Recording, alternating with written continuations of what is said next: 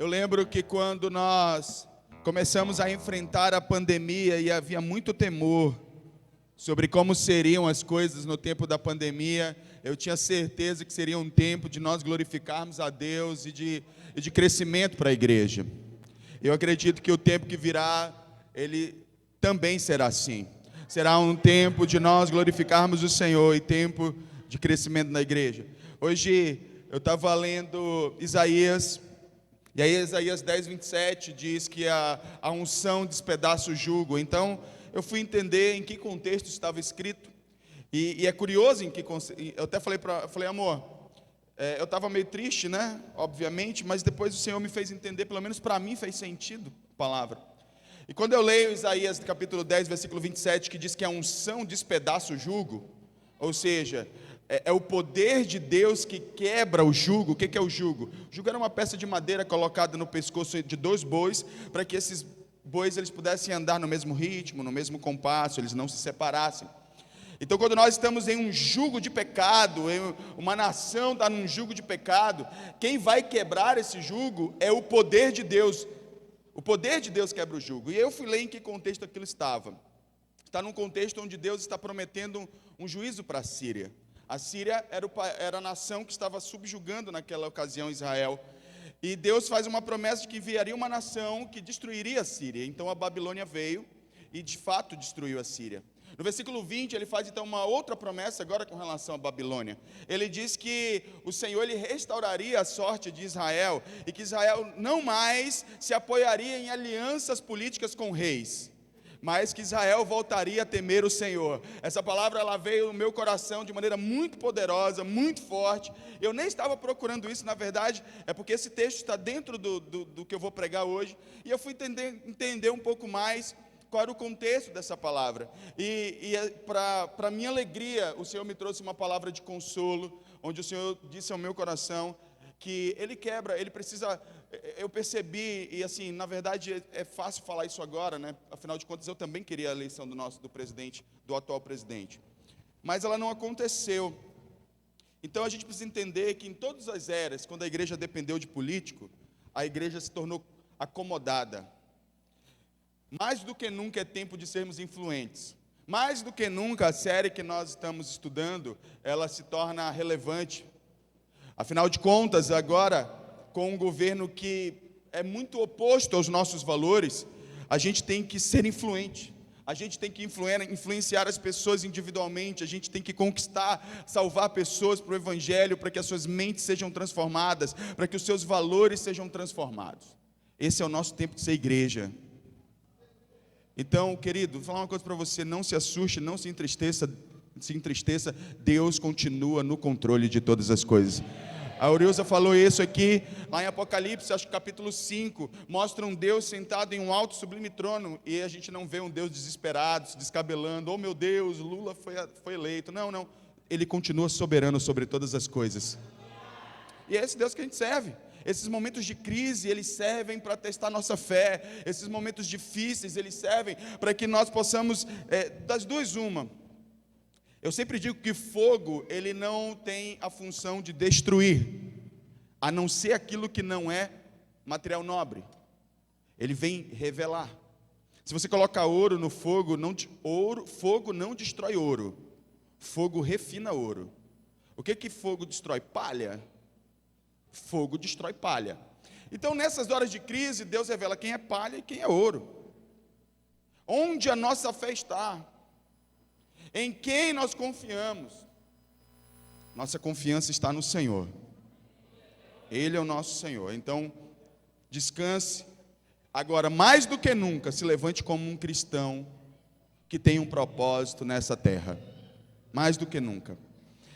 A gente sabe que, escatologicamente falando, nós viveremos um tempo onde o amor de muitos esfriará, onde o anticristo se levantará, mas no que depender da igreja, como sal da terra, nós vamos retardar o apodrecimento dessa terra o quanto a gente puder.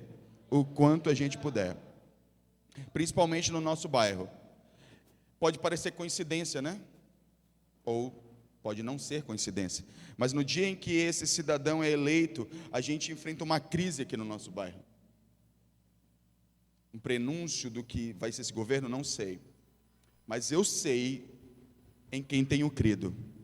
Eu sei que o meu Redentor vive e por fim se levantará em nosso favor. Depende da nossa fé. Depende do que você crê. Eu creio absolutamente nas Escrituras. Completamente na palavra de Deus. Completamente. Não há uma vírgula nas Escrituras que eu desconfie. E se as Escrituras, elas nos asseguram, inclusive em Lucas capítulo 12, 21, se não me engano, que no período de qualquer tipo de luta ou perseguição, sequer um fio do nosso cabelo será tocado. Deus está conosco, é conosco, e sempre será conosco e por nós, em nome de Jesus. Amém? Trazendo essa palavra de ânimo ao seu coração, quero agora concluir a nossa série hoje com essa mensagem. Características de uma igreja que influenciou o mundo. Para isso, quero que você abra sua Bíblia em Atos 17, 6.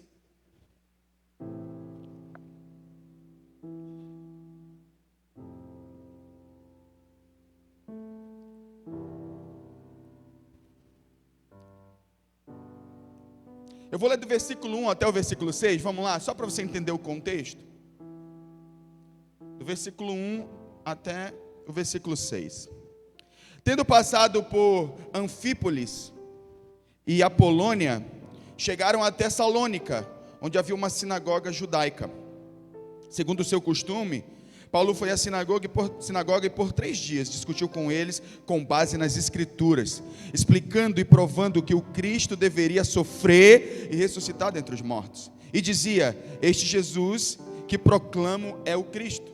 Alguns dos judeus foram persuadidos e se uniram a Paulo e Silas, bem como muitos gregos tementes a Deus, e não poucas mulheres de alta posição. Mas muitos judeus ficaram com inveja. Reuniram alguns homens, perversos dentre os desocupados, e com a multidão iniciaram um tumulto na cidade. Invadiram a casa de Jason em busca de Paulo e Silas, a fim de trazê-los para o meio da multidão. Contudo, não os achando, arrastaram Jason e alguns outros irmãos para diante dos oficiais da cidade, gritando: esses homens que têm causado alvoroço por todo o mundo, agora chegaram aqui. Amém? Aleluia. Feche seus olhos, vamos fazer uma breve oração. Querido Espírito Santo, fala com a gente mais uma vez. Essa é uma noite muito propícia para essa mensagem. Que nós possamos entender o nosso papel como igreja, que diante do cenário político atual, Senhor, de todas as perspectivas ruins que nós temos a respeito do posicionamento político que pode acontecer daqui para frente, nós possamos entender o nosso papel como igreja. Nós somos sal da terra, nós somos luz do mundo, e quando as trevas tentarem se posicionar, nós nos posicionaremos de volta, dissipando as trevas. Senhor, se levantarem por um caminho, por 7 caminhos fugirão, porque o Senhor nos chamou para isso. Então que o Senhor possa despertar a igreja, que o Senhor possa, Senhor, nessa noite, abrir os olhos espirituais de maneira que nós deixemos as emoções de lado, e nós possamos olhar com os olhos da fé para as Escrituras, para a sua palavra, e possamos, Senhor, nos posicionar como igreja,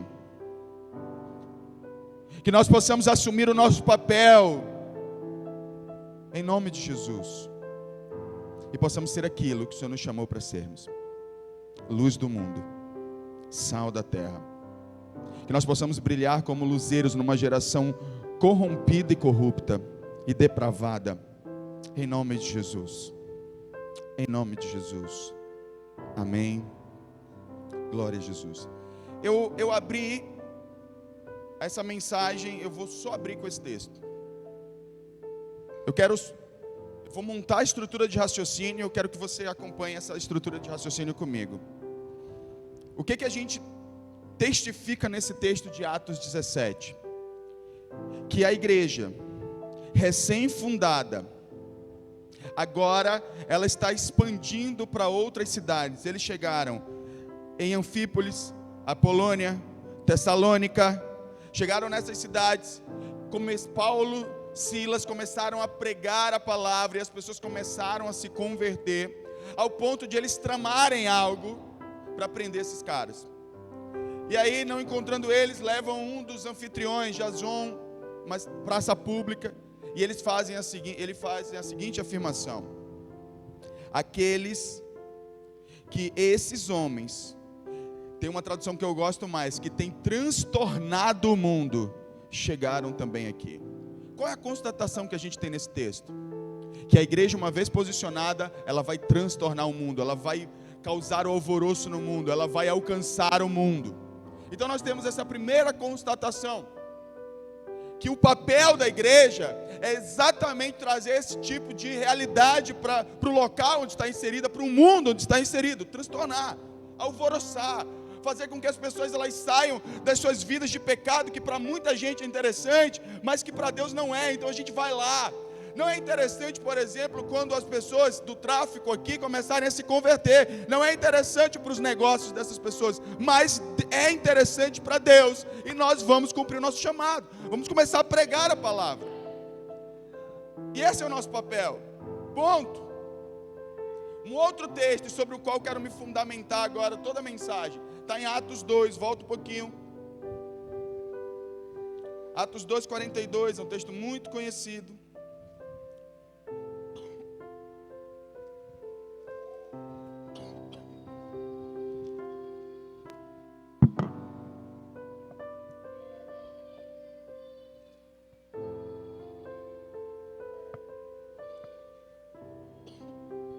A partir do versículo 42.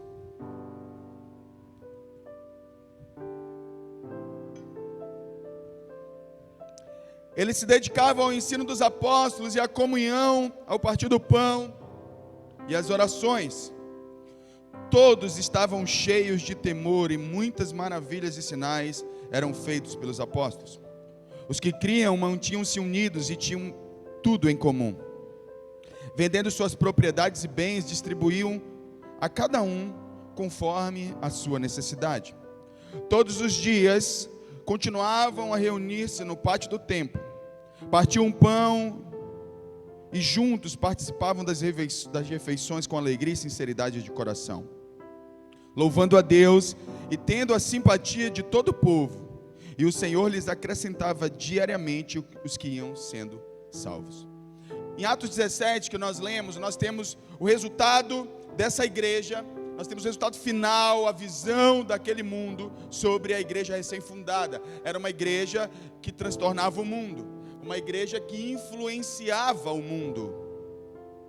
E aqui nós temos o processo pelo qual isso se deu.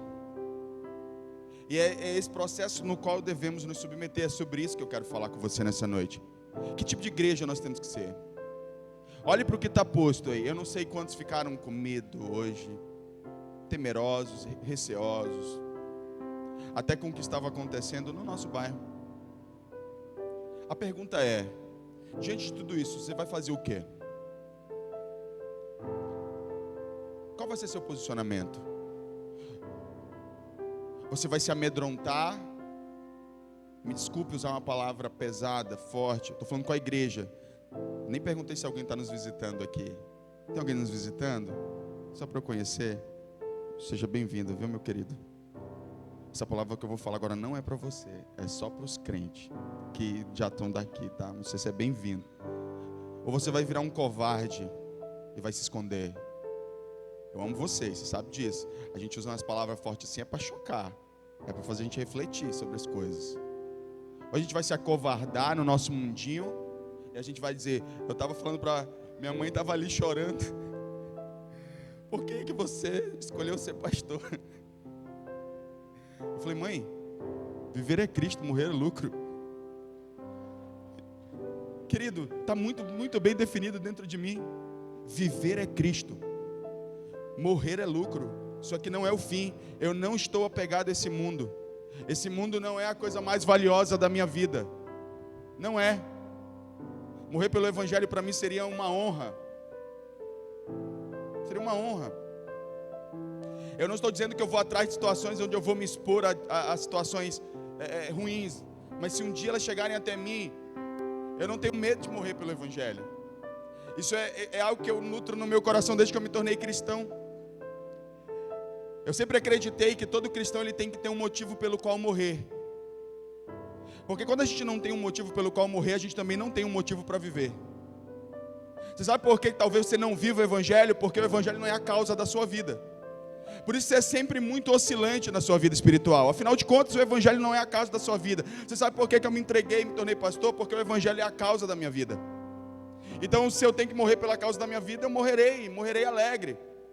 E todas as vezes que eu vejo testemunhos de homens e mulheres que passaram por isso me fortalece. Atos 5, os discípulos são presos, Atos 5 a partir do versículo 42, os discípulos são presos e eles saem lá celebrando, jubilando, porque se foram encontrados dignos de sofrer pelo Senhor. Eu não sei quanto a você, mas isso é o que queima no meu coração. Eu tô de corpo e alma. O Evangelho não é o meu clube social. O Evangelho é minha vida. É minha vida. É tudo. Eu não sirvo para mais nada. Eu não sirvo para mais nada nessa vida, porque o Evangelho é tudo para mim. E eu estou falando isso porque às vezes a gente se encontra amedrontado e assustado com certas situações. Isso revela o quanto a gente ama essa vida. Não fique com medo. Nós somos eternos. Existe uma eternidade para nós. Uma eternidade maravilhosa. Ruas de ouro, mar de cristal, nem choro, nem ranger de dente, nem dor. Você tem medo disso? Eu anseio por isso. Eu não tenho medo disso, eu tenho anseio por isso.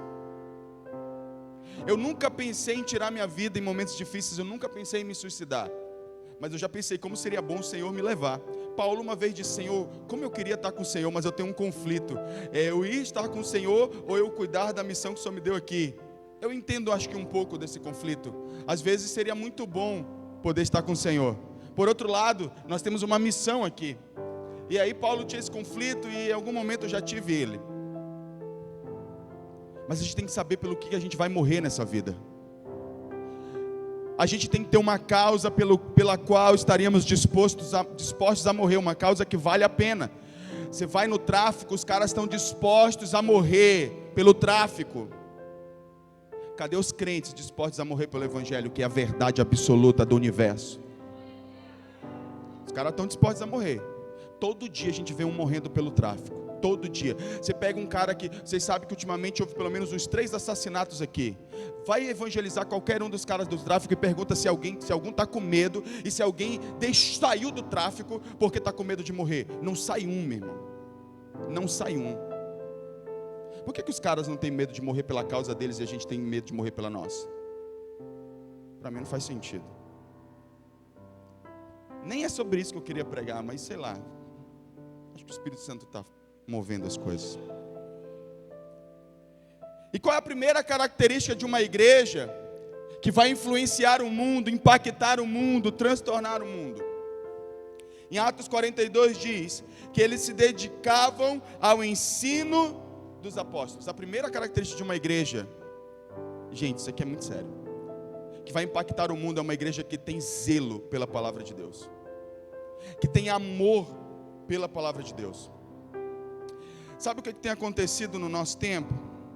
Tem acontecido um processo chamado de secularização. O que é secularização? É basicamente quando Deus... É um conceito filosófico, sociológico, que tira da espiritualidade a última palavra sobre a nossa vida e passa para questões humanas, e transfere para questões humanas. Isso tem acontecido demais no nosso tempo. E nós precisamos tomar muito cuidado com isso. Eu quero ler aqui rapidamente o conceito de secularização para você. Secularização faz referência ao processo gradual de abandono dos preceitos culturais que se apoiam na espiritualidade. Vou ler novamente. Secularização é o processo gradual de abandono dos preceitos culturais que se apoiam na espiritualidade ou religiosidade. Em outras palavras, é o processo de abandono das Escrituras, das verdades absolutas de Deus. Uma igreja que vai impactar o mundo é uma igreja que não vai abrir mão da verdade de Deus, vai defendê-la até as últimas consequências como verdade, sem fazer concessões. Sem fazer concessões. Eu vou continuar aqui. Em outras palavras, está relacionado com o surgimento de um modo de vida que não mais está estruturado em torno de uma visão firmada em espiritualidade ou religião. Para tudo tem uma resposta humana. Para tudo, a vida espiritual então ela passa a ser um passatempo e não um estilo de vida para a vida toda. Quer ver um exemplo disso? O exemplo disso é que dificilmente as pessoas elas entregam a sua vida para Jesus e elas levam isso para a vida toda.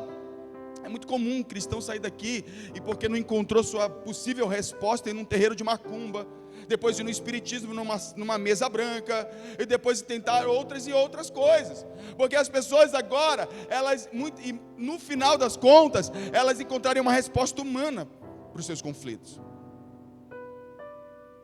porque estamos abrindo mão da palavra de Deus na nossa vida. E uma igreja que impacta o mundo é uma igreja que não abre mão. E sabe como é que isso está acontecendo? Coloca Gálatas 6, 7 aí na tela para mim, pediu. Existe um processo, eu quero mostrar. Aqui está escrito: não se deixem enganar, de Deus não se zomba, pois o que o homem semear, isso também colherá. Mas eu gosto da palavra, a tradução que traz aqui assim, ó, não vos enganeis. Tiago 1,16 inclusive usa o mesmo termo: irmãos, não vos enganeis. Eu estava estudando hoje sobre esse assunto. Não vos enganeis significa não engane você mesmo, o auto-engano.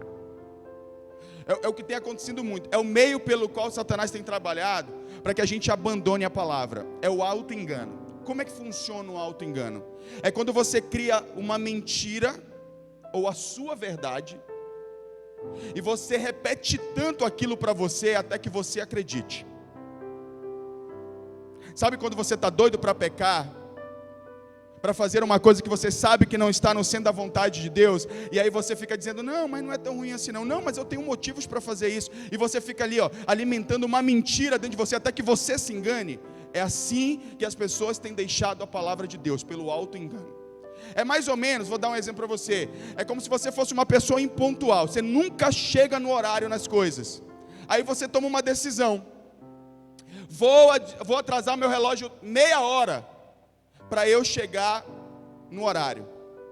Mas se você não acreditar que aquele relógio está no horário certo, você vai continuar chegando atrasado, porque você vai entender, você sabe que a verdade é que aquele relógio está atrasado, você ainda tem 30 minutos. Então, a não ser que você acredite na mentira de que aquele relógio está pontual, você não muda. Você não muda. Vocês entenderam o exemplo? Quem não entendeu? Acho que deu para entender. Ou seja, não basta você mudar o horário do seu relógio para você ser uma pessoa pontual. Porque normalmente quem já fez isso sabe do que eu estou falando. Quando dá o horário, mas meu relógio está adiantado, eu vou esperar só mais alguns minutinhos. E atrasa de novo. E atrasa de novo, né?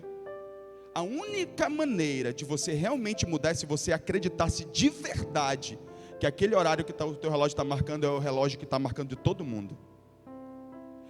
O nome disso é auto-engano, é quando você engana a si mesmo. É quando você acredita na mentira que você está contando para você, para justificar a você mesmo. É quando você diz assim: não, eu não vou perdoar, né, porque eu tenho os meus motivos para não perdoar. E aí você começa a se autoafirmar nos seus enganos, a despeito da palavra de Deus. Mesmo que a verdade seja: você tem que perdoar, você vai dizer: não, mas eu tenho motivos para não perdoar. E aí você fica alimentando, até que você acredita na mentira que você criou. Aí você faz o quê? Você rejeita a Verdade. Auto-engano. É o meio pelo qual a igreja tem abandonado a verdade da palavra de Deus. É impressionante ver o número de crentes que eles vão contra a palavra de Deus por enganos que criaram para si mesmos. Saia desse lugar, meu irmão. Saia desse lugar, minha irmã. Volte para a palavra de Deus. Ela vai te honrar, ela vai te sustentar, ela vai te abençoar. Acredite na palavra de Deus. Você não precisa acreditar nas suas mentiras, nas mentiras que Satanás está criando dentro de você para sustentar uma situação de pecado. É o que as pessoas fazem quando elas querem falhar com Deus. Elas criam suas mentiras internas, elas criam suas justificativas internas. Pequei por causa do fulano. Não foi, se não fosse o fulano. Isso é o que você quer acreditar. É o que você quer acreditar, mas você sabe que essa não é a verdade. Ou então você acreditou nela. Ninguém tem o poder de fazer pecar, nem o diabo, segundo as Escrituras. Somos nós que escolhemos. Quantos estão entendendo o que eu estou dizendo? Diga amém. Portanto, deixe o auto-engano. Foi assim com Davi. Davi, ele acreditou tanto no engano que ele criou quando pecou com Betseba e mandou Urias para o campo de batalha, para ele morrer, que quando ele foi confrontado por Natã, ei Davi, um cara tinha lá uma ovelhinha e fez toda a analogia, o que você faria? Ele nem percebeu que era com ele, de tanto que ele acreditou na própria história que ele criou para ele. Não, Urias morreu lá no campo de batalha. Não, ele matou Urias. Ele matou. Só que ele criou uma mentira para ele, de maneira que ele pudesse acreditar e se sentir bem consigo mesmo, pelo erro que cometeu. Você está entendendo? Quantos estão entendendo? Você está assim? Você está encontrando justificativas para dar justificativas porque você não ora, não lê a Bíblia, porque você não está tendo zelo pela palavra de Deus, de fazer exatamente o que está escrito aqui. E aí quando você encontra uma palavra que ela vai de encontro, que ela confronta você, que ela não agrada você, que ela te desafia a sair desse lugar de comodismo ou de prazer no pecado, ou quando você não quer ceder às suas vontades, aí você faz toda uma engenharia para dizer, não, mas aqui eu tenho um motivo para agir assim. Você está em pecado. Está em pecado. Arrependa-se. Volte-se para a palavra de Deus. Deixe Jesus ser seu Senhor novamente. Deixe a palavra de Deus governar novamente. Porque só assim nós causaremos um impacto que Deus nos criou para causarmos no mundo. E entenda-se por mundo que isso inclui nossa casa, nossos filhos, nosso casamento, nosso trabalho. Entenda-se inclusive o seu mundo pessoal. Porque talvez, quando eu falo em mundo, você pense assim, acho que eu nem tenho interesse em impactar o mundo. Mas eu quero dizer que o seu mundo que pode estar ruindo, ele também só será impactado se for pela sua vida de santidade e de zelo pela palavra de Deus. A palavra de Deus é funcional, ela não falha, ela é poderosa, ela não volta vazia. Ela não volta vazia. Então, volte a crer na palavra. Uma outra coisa, uma outra característica de uma igreja... lembrei de algo. Coloca Tiago 4,4 na tela aqui. O resultado desse auto-engano, preste bem atenção aqui. O resultado do auto-engano tem produzido isso aqui: inimigos de Deus que estão na casa dele. Adúlteros, vocês não sabem que a amizade com o mundo é inimizade com Deus? Quem quer ser amigo do mundo faz inimigo de Deus. À medida que eu vou negando as Escrituras, automaticamente eu me alinho a uma outra filosofia, que normalmente essa filosofia é mundana. E quando você faz isso, e quando você começa a concordar com filosofias mundanas, do tipo que que promove o seu orgulho, que mantém você distante da palavra, que faz com que você não se submeta à vontade de Deus, a gente vai se alinhando com o mundo, e isso vai nos tornando, então, inimigos de Deus. Esse aqui é um motivo pelo qual a gente não deve ter qualquer tipo de alinhamento com as coisas do mundo. Lá em 1 Coríntios 6, ou 2 Coríntios 6, falando sobre a amizade entre o mundo e Deus, a palavra de Deus diz: que união há entre luz e trevas? Que união há entre Deus e Baal? Nenhuma. Deus nos chamou para sermos separados para Ele. Só que a gente precisa entender qual é o processo que a gente está passando. A gente entra por esse processo de não zelarmos pela palavra, entramos em auto-engano, nos alinhamos com o mundo e nos tornamos inimigos de Deus. Esse é o processo. Volte para a palavra o quanto é tempo. Segunda característica de uma igreja que impactou o mundo: a ação do Espírito Santo. Nós temos aqui a comunhão. Tem várias coisas. Eu vou pular algumas, porque eu quero enfatizar outras, mas eu vou citar aqui a comunhão. Nós passamos aqui 2 meses falando sobre unidade. Então, vocês estão carecas de saber, alguns mais do que outros até, mais carecas do que outros, de que unidade é a característica de uma igreja que impacta o mundo. Mas aí eu pulo então para oração. A oração, e eu vou já emendar para fazer uma coisa só, para a gente ter tempo. No versículo 42 ele diz: e o partir do pão e as orações, eles se dedicavam às orações, e todos estavam cheios de temor, e muitas maravilhas e sinais eram feitos pelos apóstolos. A segunda coisa que a gente precisa entender é que a gente precisa voltar a orar, de verdade. Muito mais do que só orar, mas a gente tem um propósito comum pelo qual orar. Afinal de contas, essa igreja aqui era uma igreja que se dedicava e perseverava unanimemente em oração. Quando você vai ler o livro de Atos, você vai ler que todas as ações do Espírito Santo, inclusive existem teólogos que chamam Atos dos Apóstolos de Atos do Espírito Santo. Foi um momento do auge da igreja, onde o Espírito Santo mais agiu. E aí quando você vai ler o livro de Atos, você percebe que tudo era regado em oração. Tudo era fundamentado a partir de uma vida de oração. Então a gente pede o zelo pela palavra, a gente pede a vida de oração, a gente pede o poder de Deus. Você percebe que o resultado de uma vida unânime em oração é: todos estavam cheios de temor e muitas maravilhas e sinais eram feitos pelos apóstolos.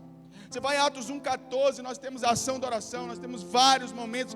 Paulo e Silas estão presos, a igreja está orando, Pedro está preso, a igreja está orando, e milagres estão acontecendo.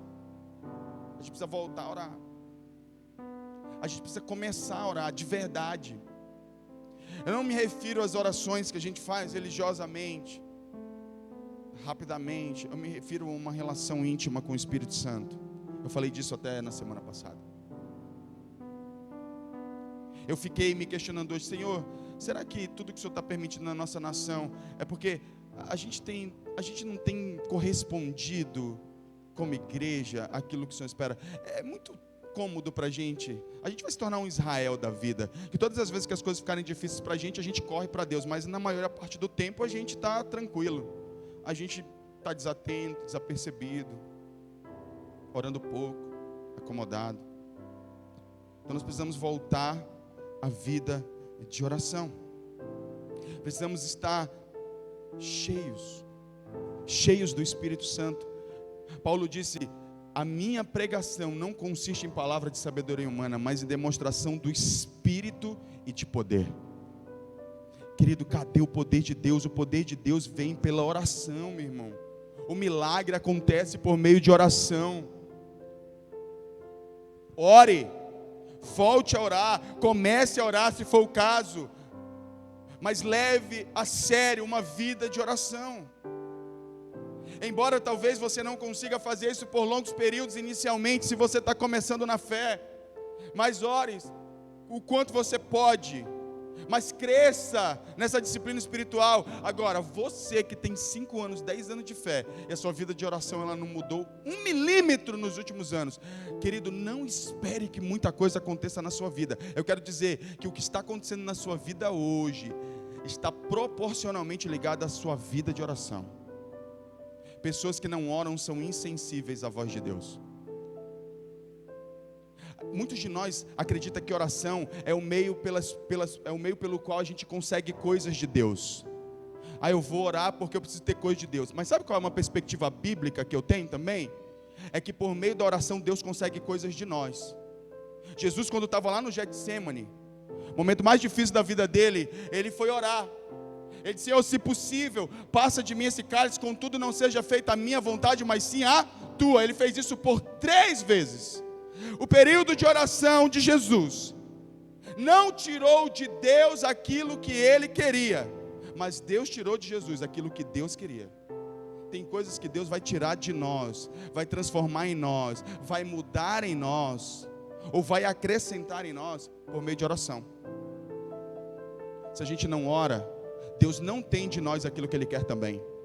Então vamos superar a ideia de que oração é só um meio pelo qual a gente tira as coisas de Deus ou obtém as coisas de Deus. Também é um meio pelo qual Deus obtém algo de nós ou acrescenta algo em nós. É oração. É lá que Ele vai falar com a gente. Então, ore. Ore. Busque o Senhor. Está ruim a sua situação da sua casa? Ore. Se ajoelhe. Pare de depender de homem, de solução humana, e se ajoelhe. Quando faltar alguma coisa na sua casa, ao invés de correr logo para conseguir dinheiro através de homens, ore primeiro. Se ajoelhe, tenha experiências com Deus, de provisão, de milagre na sua vida. Ore. Tenha uma vida de oração, meu irmão. Tenha uma vida de oração. Terceira característica de uma igreja que impactou o mundo: os que criam mantinham-se unidos. Nós temos unidade novamente aqui, mas não vou falar. E tinham tudo em comum. 45. Vendendo suas propriedades e bens, distribuíam a cada um conforme a sua necessidade. Essa aqui era uma igreja que tinha desapego a bens materiais e tinha apego às pessoas. Essas pessoas eram apegadas a gente, não a coisas. Hoje em dia a gente valoriza coisas e despreza a gente, quando nós deveríamos valorizar as pessoas e, quando necessário, desprezar as coisas. Mas não, qualquer bem nosso tem mais valor do que as pessoas. Isso está errado. E eu vou dizer uma coisa para você: quando o seu bolso se converte, é um sinal de que o seu coração se converteu. Se o seu bolso não se converteu, questione a conversão do seu coração. A primeira coisa que acontece com um nascido de novo, uma das evidências desse novo nascimento, é desapego a dinheiro, a bens materiais. Ele não vive mais por esse mundo. Eu não estou dizendo que ele também é responsável e vai sair da... Não, ele tem equilíbrio, ele sabe o que fazer. Tem entendimento espiritual das coisas. Uma igreja que vai impactar o mundo é aquela igreja que ela está tão desapegada às coisas e apegada a pessoas, que as pessoas elas vão começar a perceber essa valorização da igreja. Vai começar a perceber. Tem um texto, se eu não me engano, acho que é 2 Coríntios capítulo 6 ou 9, que quando está falando de oferta, Paulo ele ora por uma igreja, a igreja da Ásia, se não me engano, depois alguém me corrige aí por favor, que agora me fugiu a memória exatamente, mas aí fala de uma igreja extremamente pobre, que da sua pobreza tirou uma grande oferta para a igreja em Éfeso, se não me engano, ou em Tessalônica.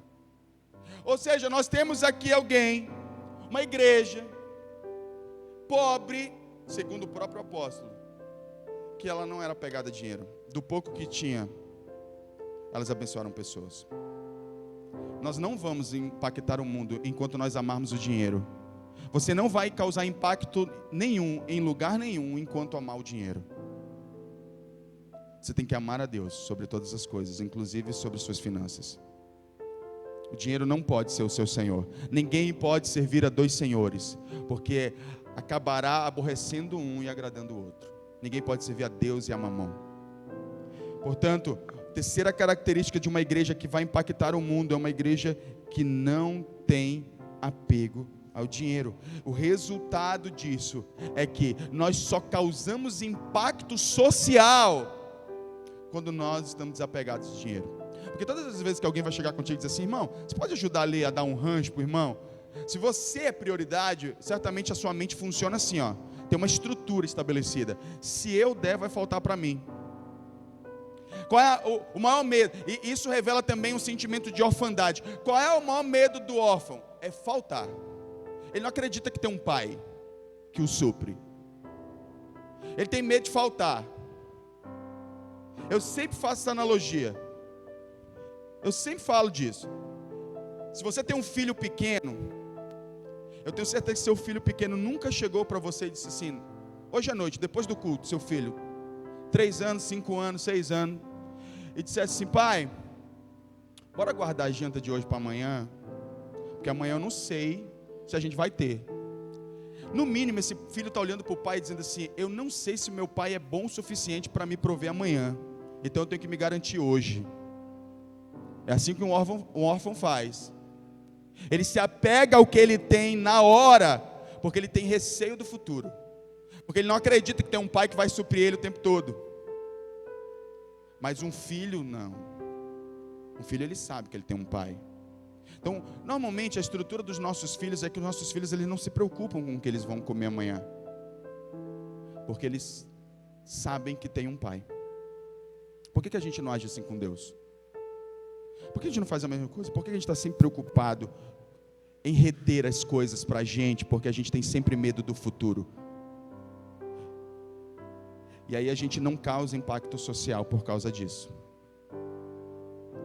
De repente Deus coloca alguém necessitado na sua frente. Você se nega a ajudar, porque você está preocupado com o seu dia de amanhã. Então uma igreja que quer causar impacto no mundo, ela tem que causar impacto social. E pessoas que estão preocupadas consigo não causam impacto social.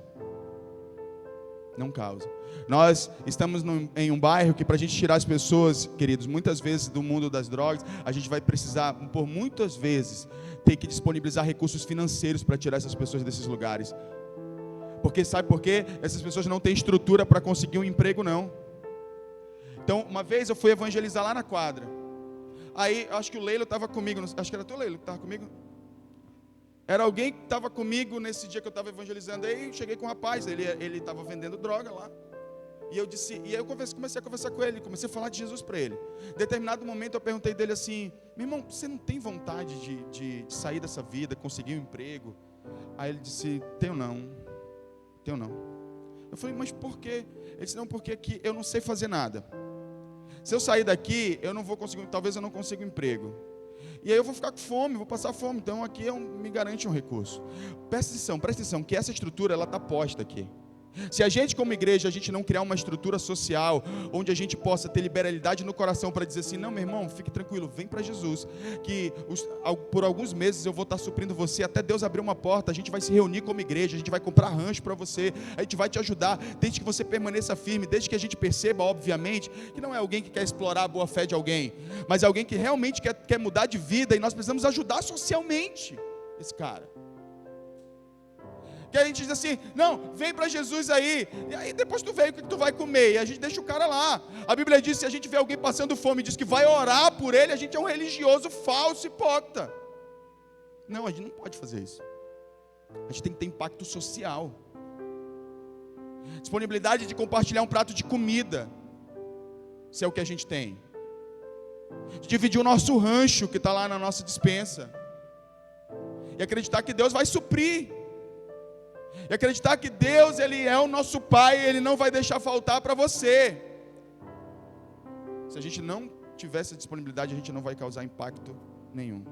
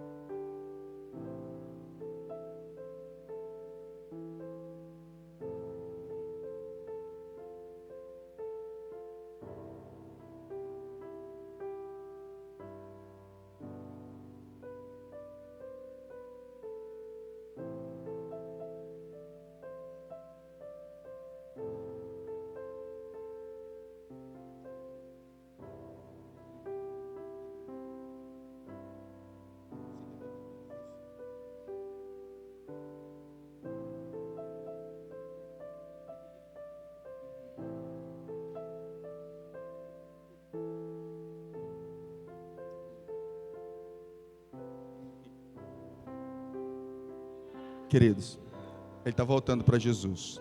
Ele tomou uma decisão.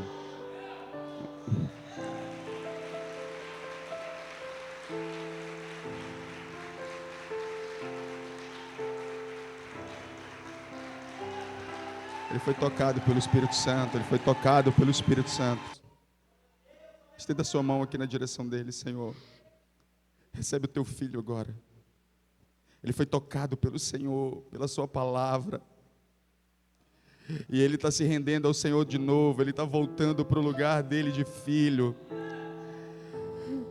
E eu sei que o Senhor o recebe com festa agora, nesse momento. Espírito Santo, agora que o Senhor venha, encha ele de ousadia, de coragem, para que ele, Senhor, volte a cumprir o seu propósito como teu filho. Que o Senhor o fortaleça, Senhor, para vencer todas as adversidades deste mundo. Em nome de Jesus, nós te pedimos, Espírito Santo, batiza ele com o teu Espírito. Espírito Santo, enche ele, fortalece ele, em nome de Jesus.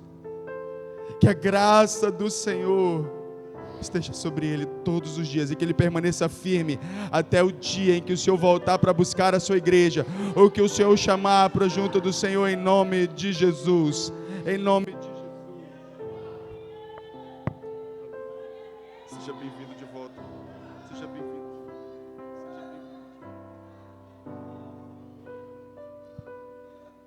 Quando estiver havendo avivamento na igreja, as pessoas vão vir se arrepender e querer Jesus. Isso é avivamento.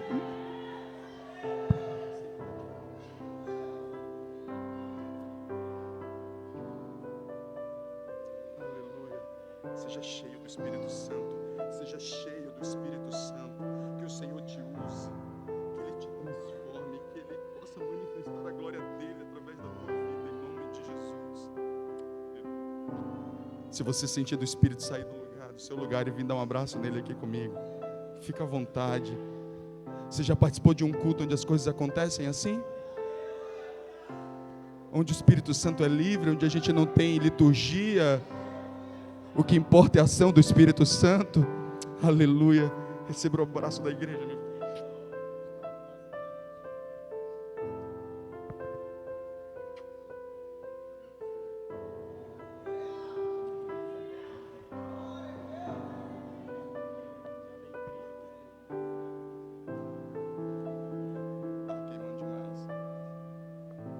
Aleluia, tem um monte de homem querendo te abraçar aí, ó.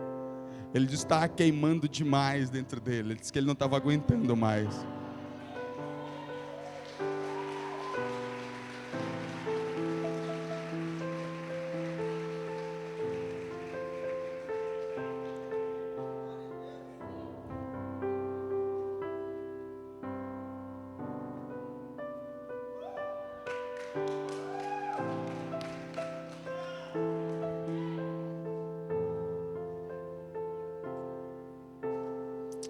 Que o Espírito Santo comece a incendiar mais gente aí, quando você está sentado aí, que o Senhor ele alcance o teu coração, faça teu coração queimar. Deus não nos chamou para sermos como a maioria. Deus nos chamou para ser diferente, meu irmão. Então vamos queimar, vamos deixar a paixão do Espírito Santo queimar o nosso coração. Aleluia, aleluia. Enquanto eles estão aí, deixa eu concluir essa mensagem. Então, essa igreja, ela não era uma igreja apegada a dinheiros e cumpria a sua função, ajudava pessoas, abençoava pessoas. E aí o versículo 46 diz assim: todos os dias continuavam a reunir-se no pátio, partiam pão de casa em casa e participavam das refeições, com alegria e sinceridade de coração, louvando a Deus e tendo a simpatia de todo o povo. Entenda só uma coisa: esse ter a simpatia de todo o povo não fala de um alinhamento da igreja com o que estava no mundo. Não quer dizer que a igreja era liberal e que eram os crentes legais. Não, eram cristãos alinhados com a palavra, mas não eram legalistas. Não era uma igreja que ficava o tempo todo vomitando regra e santidade sobre os outros. Era uma igreja que acolhedora, que embora mantivesse os princípios da palavra, abraçava o pecador, recebia o pecador, mas depois o orientava segundo as Escrituras. O que está acontecendo hoje é o oposto. Nós estamos abrindo mão dos nossos valores para agradar pessoas, para trazer gente para a igreja. Isso não pode acontecer em hipótese alguma. Se em algum momento teremos a simpatia do povo, essa simpatia virá justamente por nossa fidelidade à palavra de Deus. As pessoas vão olhar e vão dizer assim: nossa, cara, que povo unido, como o povo se ama, como eles são, sabe, um povo maravilhoso. Não vejo ninguém falando mal de ninguém, não vejo ninguém criticando ninguém. E as pessoas vão começar a olhar para a comunidade cristã e vão dizer: cara, que povo maravilhoso. Isso vai queimar o coração delas. Elas vão dizer: eu quero fazer parte dessa comunidade. Eu quero, quando eles começarem a nos olhar como família, eles vão olhar para a gente: eu quero fazer parte dessa família. Esse é o plano de Deus. É isso que significa ter a simpatia do povo. Não é abrir mão dos nossos valores. Não confunda as coisas. Em nome de agradar as pessoas, não abra mão dos seus valores, mas também não seja um legalista arrogante que arrota a santidade sobre os outros. Seja amável, dizendo: querido, amo você, mas existem alguns princípios que eu não posso abrir mão, deixa eu te ensinar eles. E você se mantém fiel a Deus, sem ser um legalista arrogante, sem ser um santarrão para cima dos outros, mas alguém humilde, sabendo que já esteve naquela condição em algum momento, e que você sabe o que as pessoas precisam ouvir, porque um dia você esteve lá. Não é porque hoje você saiu e venceu o pecado, que agora você é melhor do que aquele que está lá, não. Use de graça e misericórdia que você recebeu, e certamente nós teremos a simpatia do povo. E por fim, uma igreja que impacta o mundo é uma igreja que cresce. Versículo 47: louvando a Deus e tendo a simpatia de todo o povo, e o Senhor lhes acrescentava diariamente os que iam sendo salvos. Existem dois problemas na nossa geração. Primeiro, a gente precisa entender que o resultado inevitável de uma igreja que anda nesses princípios é o crescimento. Agora, existem dois problemas na nossa geração. Um é a numerolatria. É a idolatria pelos números. A gente quer ver a igreja cheia, a célula cheia, e a gente fica idolatrando os números. E para ter números, a gente faz qualquer coisa. Inclusive abre mão dos nossos valores. A gente baixa o nível do cristianismo. A gente aceita tudo, aceita todas as coisas em nome dos números. Isso está errado. Nós não podemos fazer isso. Mas também tem a numerofobia, que é o medo de crescer. É gente que não quer crescer em Deus, é gente que não quer ver as pessoas se convertendo, é gente que não quer assumir responsabilidade, porque tem medo de crescimento. É tão pecado quanto o outro. Tanto a numerolatria como a numerofobia são um problema para a igreja. Nós não podemos ter medo de crescer. Você não pode ter medo de crescer. Deus vai te mandar pessoas e você tem que entender que Deus acredita em você. Se Ele está te dando essa responsabilidade é porque Ele acredita, Ele vê em você aquilo que talvez você não vê em você. Agora eu te pergunto, qual é a probabilidade de Deus estar enganado a teu respeito? Quase nenhuma, é zero. É zero. Qual a probabilidade de você estar enganado a seu respeito por conta de todos os seus traumas, de todas as coisas que você passou na sua vida, e você ter uma visão distorcida de você mesmo? É muito grande. Acredita em quem? Em você ou em Deus? Que está acreditando em você, acredite em Deus. Então, pare de ter medo de crescer, meu irmão. Pare e leve uma vida. Pregue a palavra e leve uma vida que respalde a palavra que você prega. E deixe que Deus vai fazer o resto. Deus vai fazer o resto. Mas se posicione diante de Deus. Porque a igreja que vai impactar o mundo é uma igreja que cresce. Coloca para mim na tela aí, eu quero só apresentar alguns versículos. Atos capítulo 1, versículo 15. Tomara que eu tenha anotado tudo certo, que eu anotei correndo. Atos 1, 15. Naqueles dias Pedro levantou-se entre os irmãos um grupo de cerca de 120 pessoas. número de crentes da igreja primitiva, primeiro grupo de crentes. A igreja começou com 120 pessoas. Atos 2:41. Capítulo 2, versículo 41. Os que aceitaram a mensagem foram batizados. Naquele dia houve um acréscimo de cerca de 3.000 pessoas. Agora a igreja, que começou com 120 pessoas, agora tem 3.120 pessoas. Atos 4:4.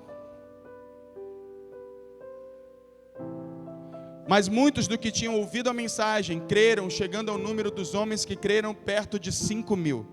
Agora a igreja são 8.120 pessoas. A igreja está crescendo.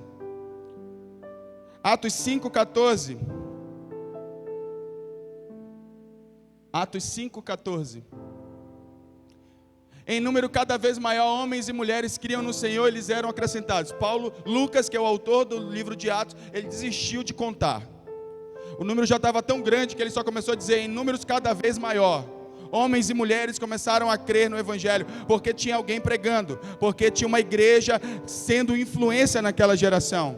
Assim a palavra de Deus se espalhava, crescia rapidamente o número de discípulos em Jerusalém. Também um grande número de sacerdotes obedecia à fé. Então tem gente se convertendo. Atos 9:31. Tomara que eu tenha acertado agora. Tem Atos 9:31? A igreja passava por um período de paz em toda a Judéia, Galiléia e Samaria. Ela se edificava e, encorajada pelo Espírito Santo, crescia em número, vivendo no temor do Senhor. O que a gente vê em comum em todos esses textos? A igreja crescendo. Uma igreja que realmente está vivendo de acordo com a vontade de Deus é uma igreja que cresce, que ela causa influência e cresce. Quanto tempo você parou de crescer? Quanto tempo? Quanto tempo você não ganhou uma vida para Jesus? Qual foi a última vez que você ganhou uma vida para Jesus? Cadê? Você tem que crescer. Você tem que discipular alguém. Está fugindo de responsabilidade? Está fugindo do agir de Deus na sua vida? Não quer liderar ninguém? Você não quer discipular ninguém? Você não quer abrir uma célula? Está fugindo da vontade de Deus? Você não será parte da igreja que Deus chamou para influenciar o mundo. É isso que você quer fazer da sua vida mesmo? Você tem certeza? Você tem certeza que você quer ficar de fora daquilo que Deus está prestes a fazer nessa geração? Você quer assistir de longe ou você quer estar participando? Porque você verá um avivamento acontecer. Deus já deu sinais, inclusive hoje aqui.